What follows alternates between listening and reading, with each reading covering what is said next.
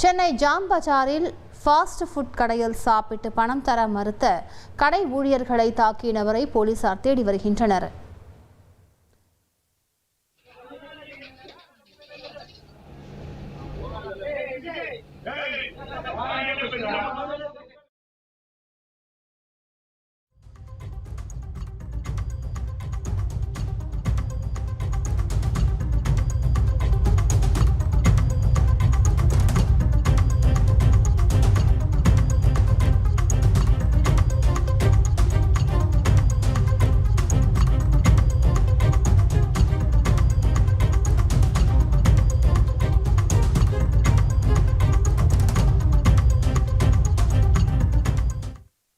கூடுதல் விவரங்களை செய்தியாளர் சசிதரன் வழங்கியிருக்கலாம். சசிதரன், விவரங்களை பதிவு பண்ணுங்க.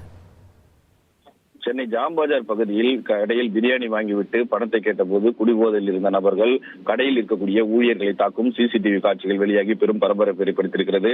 சென்னை ஜாம் பஜார் பிள்ளையார் கோவில் தெருவில் செயல்பட்டு வரும் துரித உணவகத்தில் பிரியாணி வாங்கி பணத்தை கேட்டபோது அந்த நபர்களை தாக்கி இருக்கிறார்கள். 3 நபர்கள் அந்த கடைக்கு சாப்பிட வந்திருக்கிறார்கள். அண்ணா சாலை பகுதியை சேர்ந்த முகமது நௌஷத் என்கிறவர் இந்த பகுதியில் கடை நடத்தி வருகிறார். இந்த நிலையில் நேற்று இரவு கடைக்கு வந்த பிரசன்னா உட்பட அவரது நண்பர்கள் ஒரு 3 பேர் பிரியாணி வாங்கியதாக கூறப்படுகிறது.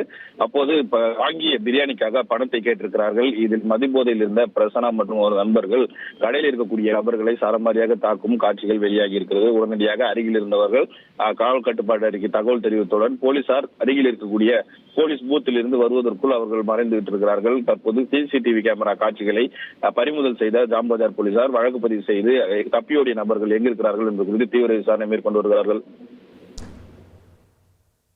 விரைவான விவரங்களுக்கு நன்றி சசிதரன்.